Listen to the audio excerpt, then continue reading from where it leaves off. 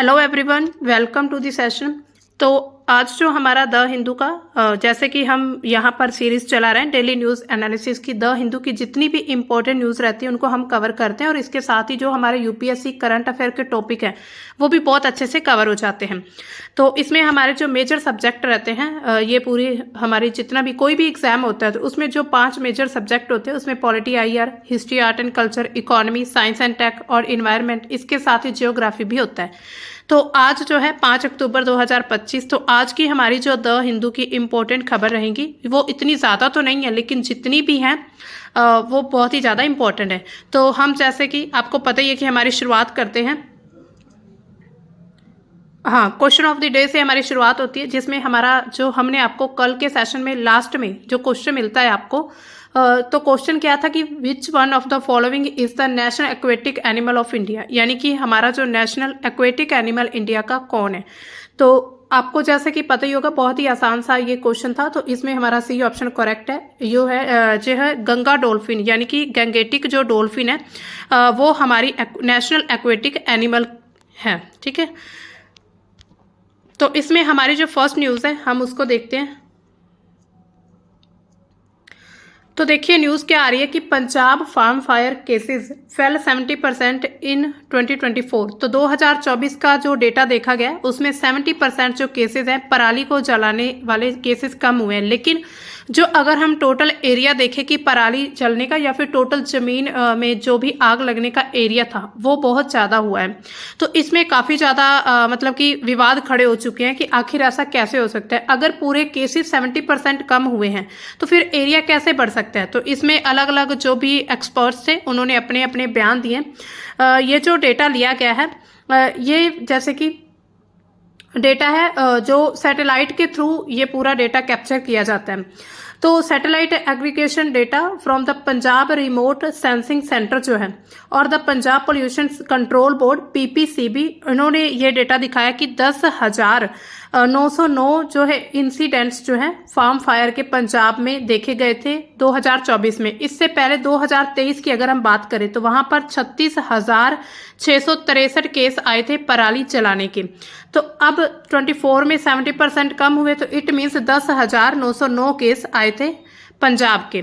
अब ये कहा जा रहा है कि अगर मान लीजिए कि जो आग है वो कम, अगर पराली कम जलाई है लोगों ने तो फिर इतने ज़्यादा केस क्यों आए। तो कुछ एक्सपर्ट्स का ये कहना है कि जो ये सैटेलाइट होती है, यानी कि जो पूरी आपको पता होगा कि जब कोई भी आग लगती है या फिर कोई भी जब मतलब कि ज़मीन का टेम्परेचर बहुत ज़्यादा हाई हो जाता है तो उसको कैप्चर करने के लिए अलग अलग सैटेलाइट्स सेट की जाती हैं। तो ऐसा कहा जा रहा है हो सकता है सैटेलाइट ने एक ही जगह को 2 से 3 बार कैप्चर कर लिया हो आग चलाने की वजह से। यानी कि कुछ ऐसे केस भी देखे गए कि जब वहां पर जांच पाई गई उस जगह पर जाने में, मतलब उस जगह पर जब अधिकारी के गए उन्होंने जांच देखी तो उसमें क्या पाया गया कि वहां पर सिर्फ एक बार ही आग लगाई गई थी, लेकिन उसको सैटेलाइट के माध्यम से, मशीनरी के माध्यम से उसको 3 बार शो किया गया था कि यहाँ पर 3 बार आग लगी है।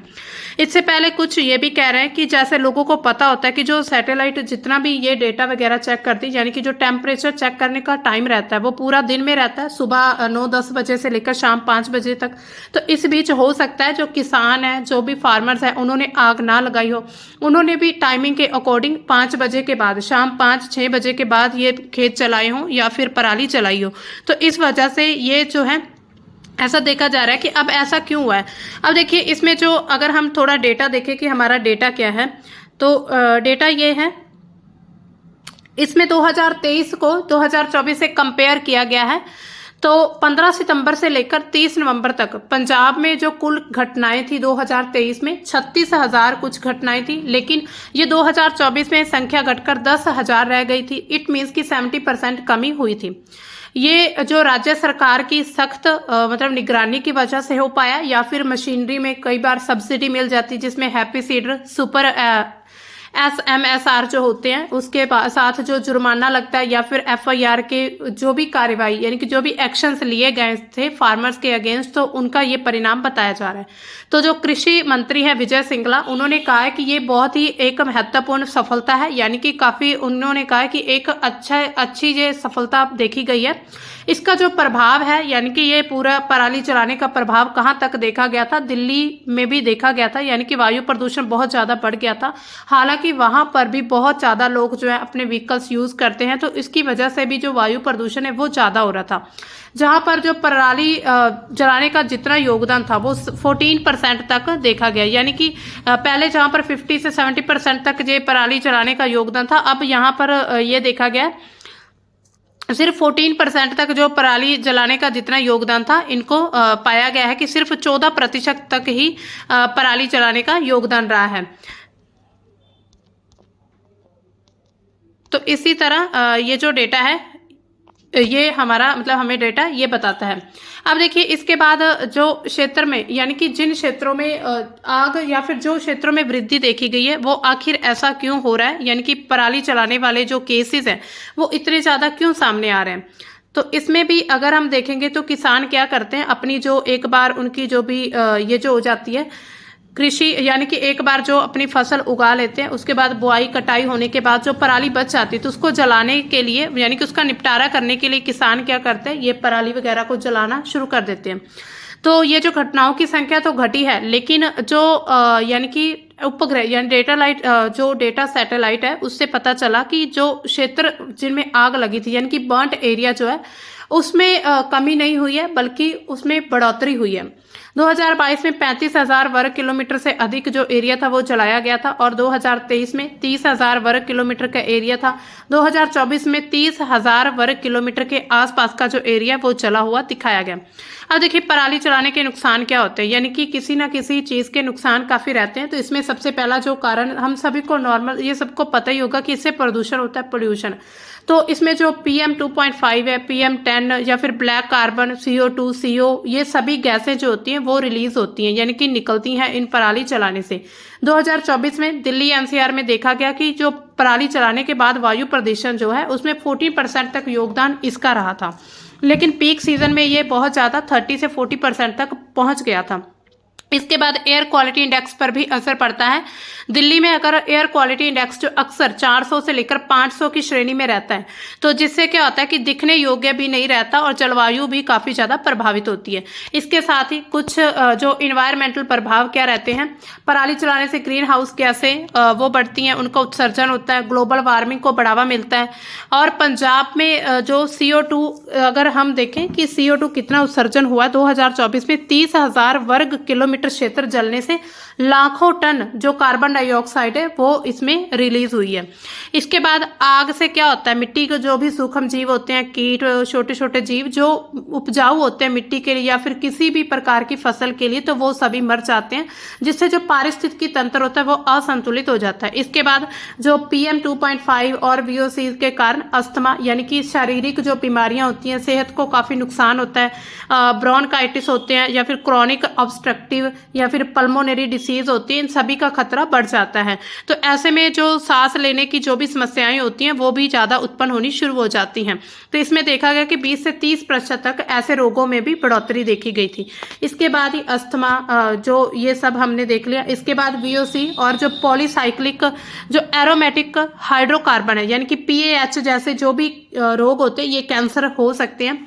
इससे क्या होता है कि लंबे समय तक फेफड़ों पर असर पड़ता है, त्वचा जैसे कैंसर होने शुरू हो जाते हैं, और आंखों में जलन, त्वचा के रोग, हृदय संबंधी रोग, ये सभी समस्याएं जो होती हैं वो बढ़ जाती हैं।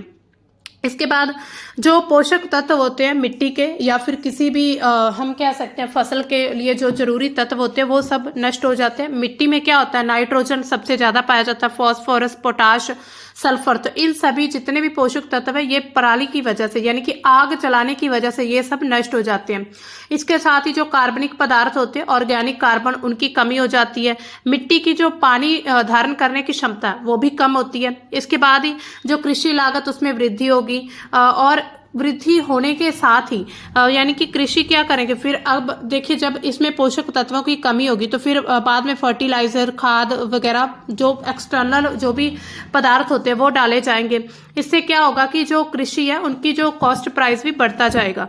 ICAR के अनुसार क्या कहा गया है कि 2,000 से 3,000 रुपए की जो लागत है वो बढ़ सकती है।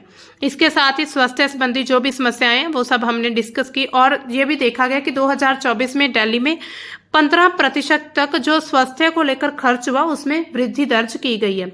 पराली जलाने से दृश्यता कम होती है, यानी कि उसके कम होने के कारण सड़क दुर्घटनाएं ज्यादा हो जाती हैं। हवाई दुर्घटनाएं भी क्या होता है कि वो सारा पराली जलाने से पूरा धुआं जो होता है वो हवा में फैल जाता है, उससे क्या होता है देखने की लागत का, देखने की जो भी शक्ति है वो कम हो जाती है। इसके साथ ही पंजाब हरियाणा से जो प्रदूषण दिल्ली पहुंचने पर राज्यों के बीच समन्वय की कमी हो जाती है कि जो मतलब पंजाब हरियाणा जैसे जो स्टेट है ये आग पराली वगैरह जलाते हैं, तो इनका जो आग का धुआं होता है वो दिल्ली तक पहुंच जाता है, फिर उनमें जो होता है थोड़ा विवाद उत्पन्न हो जाते हैं और ग्रामीण क्षेत्रों के जो किसान हैं उनकी छवि खराब हो जाती है। पराली जलाने का मतलब पराली जलाने को एक प्रमुख कारण माना जाता है। इसके साथ ही शहरी क्षेत्रों में जो लोग हैं वो गांव के किसानों को प्रदूषण के लिए जिम्मेदार ठहराते हैं, जिससे क्या होता है कि पूरे समाज में तनाव बढ़ जाता है। इसके साथ ही अगर हम देखें कि सरकार के द्वारा यानी कि भारत में पराली के प्रबंधन के लिए कौन कौन सी नीतियां अपनाई गई हैं, कौन कौन सा एक ढांचा वो कार्य करता है, तो जो फसल अवशेष प्रबंधन योजना लेकर सबसे पहले आए थे 2018 में इस योजना को लागू किया गया था, क्रॉप रेजिड्यू मैनेजमेंट।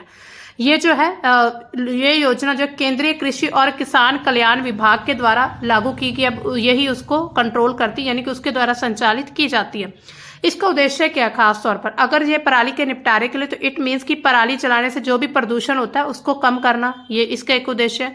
2025 के लिए इन्होंने इन सिटू और एक्स सिटू प्रबंधन पर भी जोर दिया था कि अब जो है इन सिटू और एक्स सिटू योजनाएं यूज की जाएंगी। अब देखिए ये योजनाएं क्या हैं, तो इन सिटू जो है वो खेत में ही जो अवशेष होते हैं यानी कि पराली वगैरह जो भी फालतू पदार्थ होते हैं, वेस्ट होता है, उसको प्रबंधित करने की एक टेक्निक है, जिसका उद्देश्य क्या होता है कि पराली जलाने से जितने भी नुकसान होते हैं पर्यावरण को लेकर, हमारी हेल्थ को लेकर, या फिर मिट्टी की जो भी गुणवत्ता कम होती है उसको जो भी नुकसान होता है उसको कम करना है।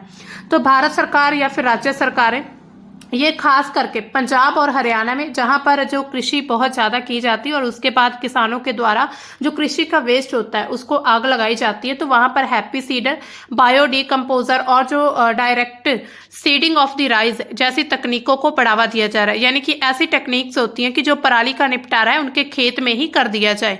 तो ऐसी इन सभी चीज़ों पर सब्सिडी भी दी जाती है गवर्नमेंट के द्वारा।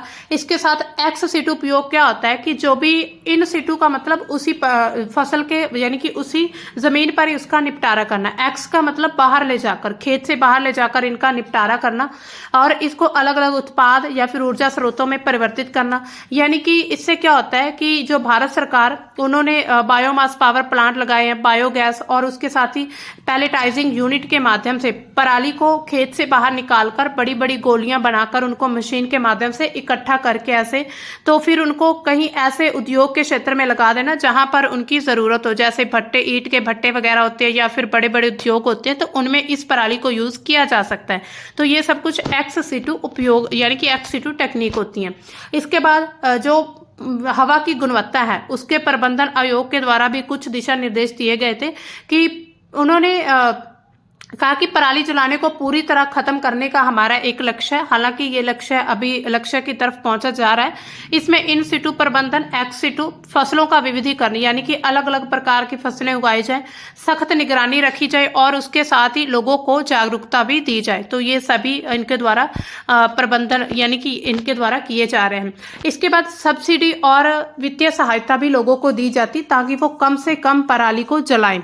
और जैसे व्यक्तिगत किसान जो होते हैं के लिए CRM जो मशीनें होती हैं उनको 50% सब्सिडी मिलती है ताकि इन मशीनों का यूज करके वो पराली को अपने खेत में ही उसका निपटारा कर सके। इसके साथ ही कस्टम हायरिंग सेंटर जो होते हैं इनकी लागत जो 80% तक यानी कि इनको सब्सिडी मिलती है, यानी कि इनको 80% तक जो है सब्सिडी दी जाती है। उसके बाद एक्स सिटू जो है उसके लिए जो जितनी भी मशीन्स की यूज़ होती है, जो भी हैप्पी सीडर होते हैं या फिर जो भी कटिंग की मशीन्स वगैरह हैं, उनके ऊपर 65% तक जो लागत है उसमें कम किया जाता है। उसके बाद पंजाब में खास करके जो सुपर सीडर, बेलर मशीन्स वगैरह होती हैं इन पर सब्सिडी जो सबसे ज़्यादा दी जाती है। और 1500 CHC यानी कि कस्टम हायरिंग सेंटर जो है वो मजबूत किए जा रहे हैं जो इन सभी मशीनों को हायर करें करेंगे तो केंद्र से 150 करोड़ रुपए की जो सहायता है वो राज्य को दी जा रही है, राज्य सरकार को, ताकि इस प्रणाली जो पराली है इसके प्रबंधन का निपटारा किया जा सके। अब देखिए इसमें कुछ चुनौतियां और सुझाव भी दिए गए हैं। चुनौतियां काफी रहती हैं किसी भी कार्य को अगर करना है, खास करके जो पर्यावरण के मामले में, जब पर्यावरण की बात आती है तो उसमें बहुत सारी बातों का ध्यान रखना पड़ता है। सबसे पहले तो लोगों को अवेयर होना चाहिए। जब लोग ही अवेयर नहीं होंगे तो उससे क्या होगा कि लोगों को पता नहीं चल पाएगा कि कौन सा काम हमारे वातावरण के लिए, हमारे पर्यावरण के लिए जरूरी है, कौन सा नहीं। तो इसी तरह इसमें चुनौतियां ज्यादा रहती हैं। तो इसमें जो है 600 से अधिक जो हॉटस्पॉट गांव हैं उसमें ये समस्या जो वो बरकरार अभी भी बनी हुई है। हालांकि बहुत सारी नीतियां चलाई भी गई हैं, बहुत सारे लोगों को सब्सिडी मिल रही है, कहीं ना कहीं इनको पूरी तरह से इन योजनाओं को लागू करने में अभी भी जो भारत सरकार है वो असमर्थ है। इसकी वजह से ऐसे केसेस आज भी देखने को मिलते हैं। इसके बाद किसानों के पास जो मशीनरी उपलब्ध होने के बावजूद भी जो छोटे खेत होते हैं उनमें लागत जागरूकता की कमी रहती है, यानी कि छोटे छोटे खेतों में इतनी बड़ी बड़ी मशीनें नहीं ले जा सकते, तो इसी वजह से वो वहां पर ही पराली चलाना शुरू कर देते हैं। अब इसका समाधान क्या हो सकता है? क्रॉप रोटेशन को बढ़ावा, यानी कि मक्का और गेहूं को बढ़ावा दिया जाए, यानी कि इनको रोटेट करके क्रॉप्स को लगाया जाए। इसके साथ ही जैविक खाद या फिर बायो एनर्जी प्लांट्स का विस्तार, यानी कि बायोगैस प्लांट्स या फिर बायो एनर्जी जो प्लांट्स हैं उनको स्थापित किया जाए। इसके साथ ही 2025 का लक्ष्य क्या है कि 100% जो शून्य जलाने का लक्ष्य है। लेकिन जब हम देखते हैं कि बड़े पैच जलाने को रोकने के लिए फिर ड्रोन वगैरह इन सभी की मजबूती चाहिए होती है कि बड़े बड़े जो खेत है वहां पर आग लगती है तो उसकी निगरानी के लिए भी ड्रोन की जरूरत होती है। अब देखिए इसके कुछ रिवीजन के लिए ये पॉइंट्स दिए हुए आप देख सकते हैं, क्या हुआ है, क्यों हुआ, प्रभाव क्या और इसका समाधान क्या हो सकता है। तो इसमें से क्वेश्चन कैसे बनते हैं, तो अब देखिए consider the following agriculture practices: contour bunding, relay cropping, mixed cropping. In the context of environmental conservation, which of the following are considered as agronomic measures to reduce soil erosion? यानी कि soil erosion के लिए कौन सा help कर सकता है इसमें? तो इसमें ऑप्शन बी करेक्ट है, पहला और दूसरा, यानी कि कंटोर बंडिंग और रिले क्रॉपिंग। इसमें क्या है, पराली चलाने से जो मिट्टी के अपरदन है वो बढ़ता है। ये जो प्रथाएं हैं अवशेष प्रबंधन के लिए विकल्प है, यानी कि अगर मान लीजिए पराली चलाना है तो उससे क्या होगा कि मिट्टी का अपरदन वो लगातार बढ़ता जाएगा। इसके बाद एक क्वेश्चन और है, with reference to the management of crop residues consider the following statements: crop residue burning is a major contributor to air pollution in northern India. The national policy for management of crop residue 2014 promotes in situ and ex situ management. तो इसमें कौन C correct है? दोनों ही correct है, both पहली और दूसरी। जो नॉर्थ इंडिया में एयर पोल्यूशन का एक बहुत बड़ा कारण है ये पराली को जलाना। उसके साथ ही जो मैनेजमेंट ऑफ क्रॉप रेजिड्यू उन्होंने इन सिटू और एक्स सिटू को 2014 से प्रमोट करना शुरू कर दिया है। हालांकि अभी भी ये किया जा रहा है, अब परिणाम इसके इस साल क्या आएंगे वो देखने बाकी है। इसके साथ ही मेंस का एक क्वेश्चन है, यानी कि ये इसमें से कैसे क्वेश्चन बन सकते हैं। आपको कहीं ऐसा ना हो कि हाँ इसमें से क्वेश्चन कैसे पूछेगा, तो ये पूरी तरह से अगर कोई भी ऐसी न्यूज आती खास करके पर्यावरण को लेकर तो वो पूरी तरह से ही यूपीएससी से कनेक्टेड होती है। इसमें क्वेश्चन क्या है, discuss the causes and impact of stubble burning in the Indo Gangetic plains, suggest major to mitigate this practice. यानी कि उन्होंने कहा है कि कारण इसका क्या है और इनके इफेक्ट क्या है स्टबल बर्निंग के, खास करके जो गंगा के मैदान हैं तो वहां पर आप कारण बता सकते हैं, इसका प्रभाव क्या पड़ता है, इसके साथ ही जो समाधान क्या है वो दे सकते हैं। इसके साथ ही आप यहाँ पर कुछ एग्जाम्पल भी दे सकते हैं, जैसे पंजाब हरियाणा के जो भी क्षेत्र में जहाँ पर पराली चलाने की वजह से बहुत सारे जो चेंजेस देखे गए इन्वायरमेंट में, तो उसमें आप इसको फ्रेम कर सकते हैं। अब देखिए हमारी जो नेक्स्ट न्यूज़ है ये है, जो फास्टैग यूज़ नहीं करते उनके लिए बहुत बड़ी एक राहत की खबर है। यानी कि जो सेंट्रल गवर्नमेंट है उन्होंने इसमें थोड़े चेंजेस किए हैं कि जो नॉन फास्टैग यूजर्स होते हैं अभी उनको कैश मतलब कि नेशनल हाईवे पर नहीं देना होगा। उनके जो कैश वो देते थे वो डबल लिया जाता था, लेकिन अब वो यूपीआई का यूज कर सकते हैं, जहां पर उनको 75% की बचत होने की बात बताई जा रही है। यानी कि ये जो बदलाव किए गए हैं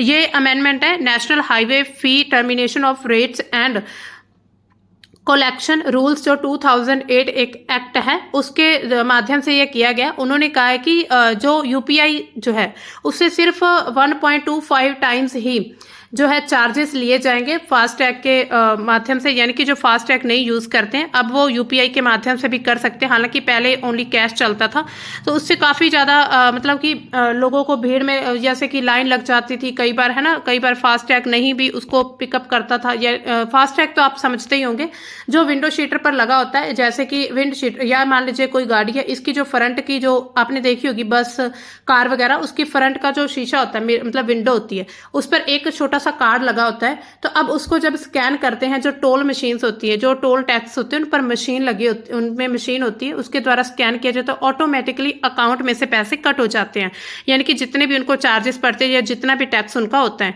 तो उन्होंने कहा है कि जो NHAI, उन्होंने कहा ये बेनिफिट होगा, काफ़ी ज़्यादा सेविंग्स कर सकते हैं लोग, यानी कि इससे काफ़ी सेविंग भी होने वाली है। जैसे कि पहले मान लीजिए 100 रुपीज़ जो टैक्स होता था, अब उसको जब कैश में देना पड़ता था तो 200, अब यूपीआई के माध्यम से वो 125 रुपीज़ दे सकते हैं, यानी कि इसमें 75% का जो है कहा जा रहा है कि इसमें बचत होने वाली है। अब इस पूरी न्यूज़ को थोड़ा डिटेल में देखते हैं। तो भारत सरकार ने सड़क परिवहन और राजमार्ग जो मंत्रालय है और भारतीय राष्ट्रीय राजमार्ग प्राधिकरण ने टोल संग्रह के नियमों में काफी बदलाव किए, महत्वपूर्ण बदलाव है, और ये 15 नवंबर से लागू होंगे।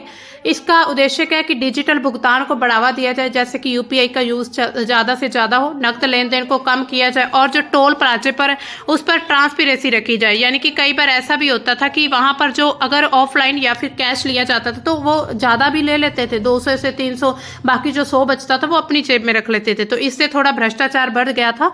इसके मुख्य बदलाव क्या किए गए। सबसे पहले की स्थिति क्या थी कि अगर आपके पास वाहन पर फास्टैग नहीं है या खराब है तो टोल प्लाजे पर आपको डबल टैक्स देना पड़ता था। इससे क्या होता था, जो भी चालक थे उनको आर्थिक बोझ, लंबी कतारों का भी सामना करना पड़ता था। अब नया क्या है, अब केवल जो दुगना शुल्क लगेगा, सिर्फ जो पहले भी यही था लेकिन अब इसे और सख्ती से लागू किया गया, यानी कि लगेगा तो दुगना ही अगर आपके पास फास्टैग नहीं है। तो यूपीआई या फिर डिजिटल भुगतान के माध्यम से आप कर सकते हैं, जैसे भीम यूपीआई, पेटीएम, गूगल पे, इन सभी पर केवल 1.25 गुना यानी कि 25% एक्स्ट्रा इस पे टैक्स लगेगा। जैसे अगर मान लीजिए नॉर्मल टैक्स जो है 100 रुपए है, यूपीआई से भुगतान करने पर 125 लगेगा, पहले 100 का आपको 200 देना पड़ता था। तो इसी तरह ये इसमें बड़ा चेंज किया गया। अब देखिए बदलाव क्यों इंपॉर्टेंट है। सबसे पहले तो जो चालक होते हैं, यानी कि जो भी यूजर्स होते हैं, यानी कि जो भी व्हीकल वगैरह चलाने वाले लोग हैं, उनको उनके लिए फायदा होने वाला है कि नगद भुगतान से वो बचकर यूपीआई का यूज कर सकते हैं और उन्हें फिर कुछ राहत मिलेगी।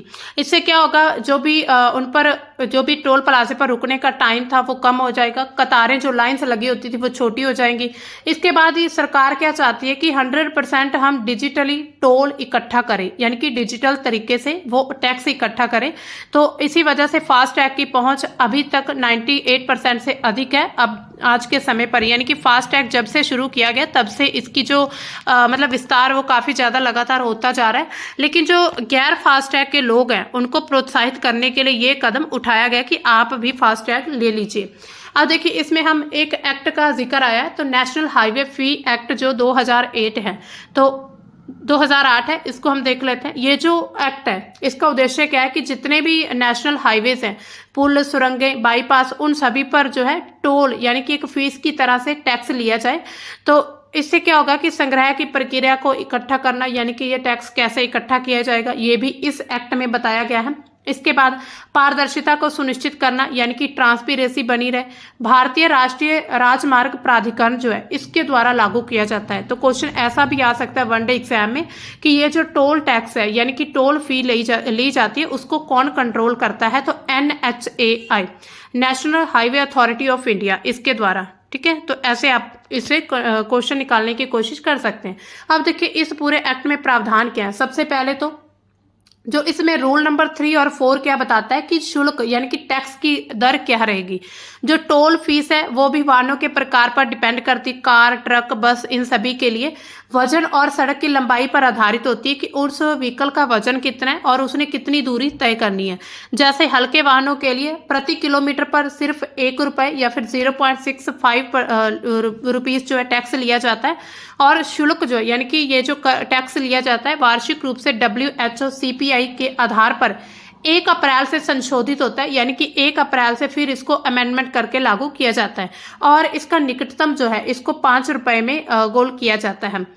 इसके बाद यानी कि एक इंडेक्स पहले देखा जाता है, वर्ल्ड हेल्थ ऑर्गेनाइजेशन के एक CPI इंडेक्स है, उसमें पहले चेक कर लिया जाता है कि अब इसमें कितने संशोधन करने की ज़रूरत है। इसके बाद इसमें टैक्स कैसे लेते हैं, इसका मतलब पूरी प्रक्रिया क्या रहती है, या तो नगद दे सकते हैं या फिर फास्टैग, UPI स्मार्ट कार्ड या फिर ट्रांसपोर्टर से भी आप भुगतान कर सकते हैं। इसके बाद जो बिना फास्टैग वाले वाहन होंगे उनको डबल ये टैक्स देना पड़ता है, लेकिन 15 नवंबर 2025 से UPI भुगतान पर केवल 1.25% ही जो है शुल्क लगेगा। इसके बाद एक रसीद मिलती है, आप भी शायद कहीं गए होंगे, अगर आपने ऐसे नेशनल हाईवे पर कभी सफ़र किया होगा तो वहाँ पर आपने देखा होगा कि वहाँ पर आपको एक पर्ची सी देते हैं, वो पर्ची होती है रसीद, ये जरूरी होती है। और फास्टैग पर मांग पर, यानी कि फास्टैग पर भी अगर आप उसकी जो रिसिप्ट लेना चाहते हैं तो वो ले सकते हैं। इसमें ऐसा होता है कि एक दिन में अगर आपने कहीं इस रोड से यहाँ तक जाना है, अगर उसमें वापस आना चाहते हैं तो वो आपके पास रिसिप्ट होनी ज़रूरी है, ताकि आपको वापसी में दोबारा फिर से टैक्स ना देना पड़े।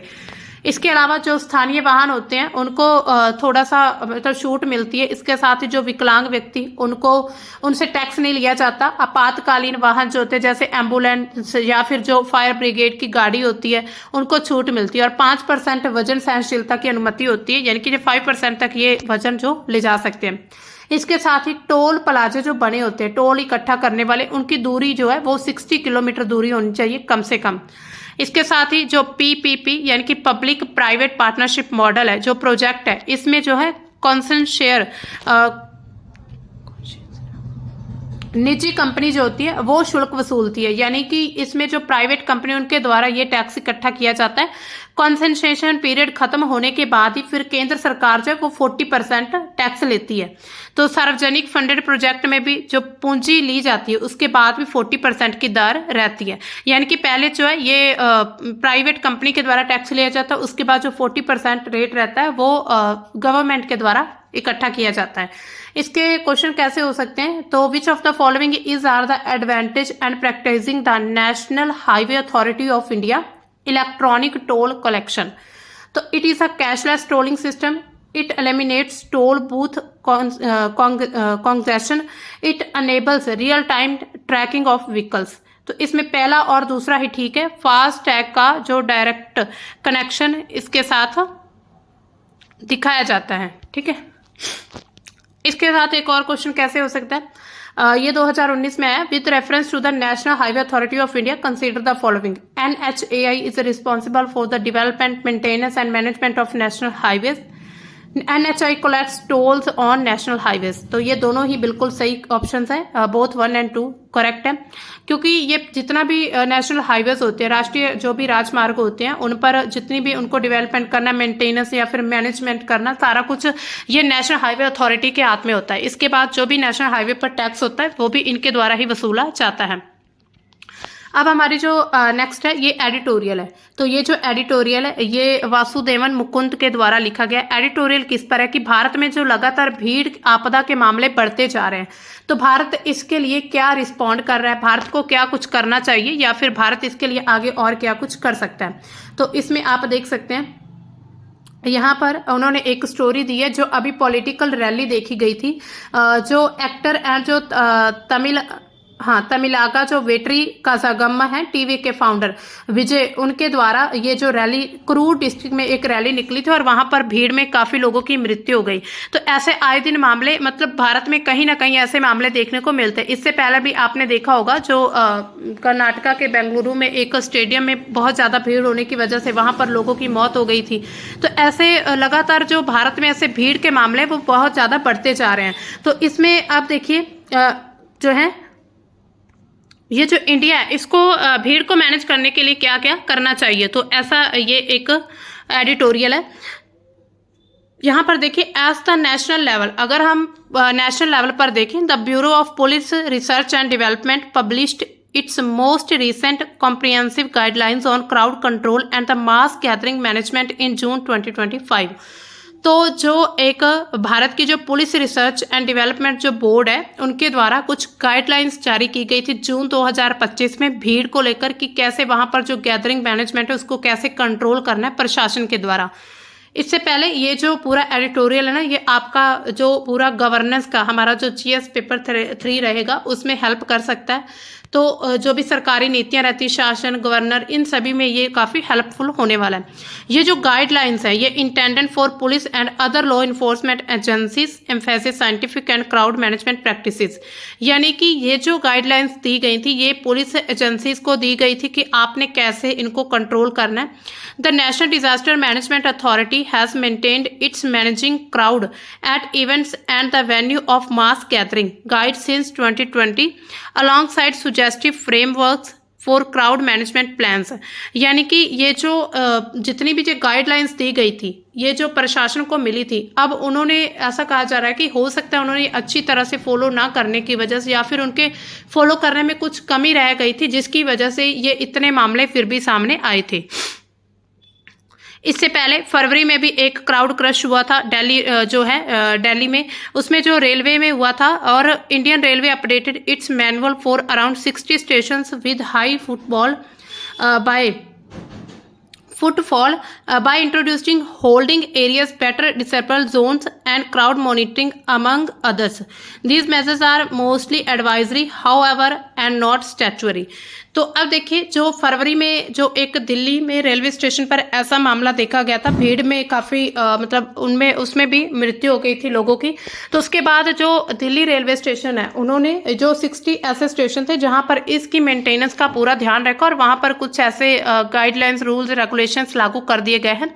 अब देखिए इसमें अगर हम देखें कि सबसे पहले हम डेटा देख लेते हैं।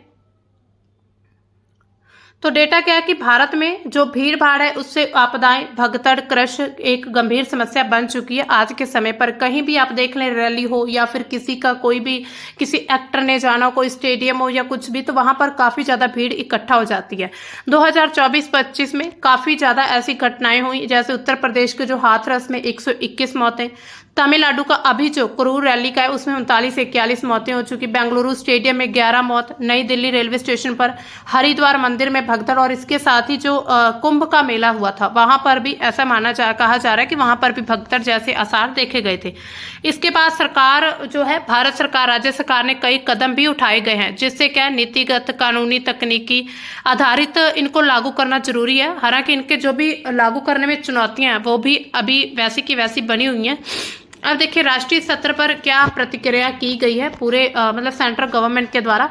राष्ट्रीय आपदा प्रबंधन प्राधिकरण बनाया गया। 2020 का जो ढांचा है उसके तहत जोखिम मूल्यांकन, स्थल लेआउट, प्रवेश निकास मार्ग या फिर वास्तविक समय निगरानी, संचार प्रणालियों पर ध्यान दिया जा रहा है कि पूरा जो भी एक तरह से जितना भी कम्युनिकेशन जो सिस्टम है उस पर ध्यान रखे कि कहाँ पर ऐसी कुछ भगदड़ होने वाली, मतलब ऐसा भी कहा जा रहा है कि कहीं ना कहीं कुछ ऐसे लोग होते हैं जिनके द्वारा ये हर एक जगह पर किया जाता है, ये भगदड़ यानी कि मचाई जाती है, ऐसी जो भी भीड़ रहती है तो लोग वहां पर लोगों की मृत्यु होनी शुरू हो जाती है। यानी कि भीड़ में जब धक्का मुक्की लगती है तो काफी लोगों की मौत भी हो जाती है। इसके साथ ही पुलिस अनुसंधान विकास ब्यूरो ने क्या कहा है कि जून 2025 में भीड़ नियंत्रण सामूहिक सभा के प्रबंधन पर उन्होंने दिशा निर्देश जारी किए थे जो कि पुलिस को वैज्ञानिक प्रणालियों यानी कि रणनीतियों को प्रशिक्षित करने पर केंद्रित है। यानी कि गंतव्य ये देखा जाए कि जो इनकी वहां पर जो एक तरह से वॉल्यूम कितना है लोगों का, यानी कि एक स्क्वायर फुट में कितने लोग हैं या कितने लोग होने चाहिए। इसके साथ ही कानूनी ढांचा क्या है, जो आपदा प्रबंधन अधिनियम 2005 है उसके द्वारा क्या किया गया है कि जो पूरी भीड़ होती, भगदड़ होती है, उसको मानव निर्मित आपदा माना गया कि ये मनुष्य के द्वारा आपदा जो क्रिएट की गई है। संविधान का जो अनुच्छेद 21 है वो जीवन जीने का अधिकार देता है, उसके तहत राज्य की जिम्मेदारी सुनिश्चित करना। आईपीसी की जो धारा 304A, 336, 337 और उसके साथ ही 338 जो है इसकी तहत जो भी लापरवाही की जाती है उसको दंड देती है। यानी कि अगर संविधान के जो भी राज्य है यानी कि राज्य भी अगर ऐसी लापरवाही करता है तो इनको भी दंड दिया जाएगा। इसके अलावा राज्य स्तर पर क्या प्रतिक्रिया है, राज्य लेवल पर क्या क्या कार्य किए गए। तमिलनाडु ने क्या किया कि ये जो घटना हुई है इसके बाद जो भी मुख्यमंत्री वहां के MK स्टालिन उनको उन्होंने सेवानिवृत्त न्यायाधीश यानी कि जो रिटायर्ड न्यायाधीश अरुणा जगदीशन उनकी एक आयोग बनाया गया है, जिससे क्या है कि सार्वजनिक सभाओं के लिए एक कुछ नए नियम बनाए जाएंगे, जिससे क्या होगा कि अगर पब्लिकली कोई भी आपको मीटिंग करनी है, कोई भी आपने वहां पर कोई संगठन बनाकर कोई रैली निकालनी है कुछ भी, तो उसके लिए अलग से नियम बनाए जाएंगे ताकि लोगों का पूरा ध्यान रखा जाए और उनका जो जीवन जीने का अधिकार है उसको मतलब कि खत्म ना किया जाए।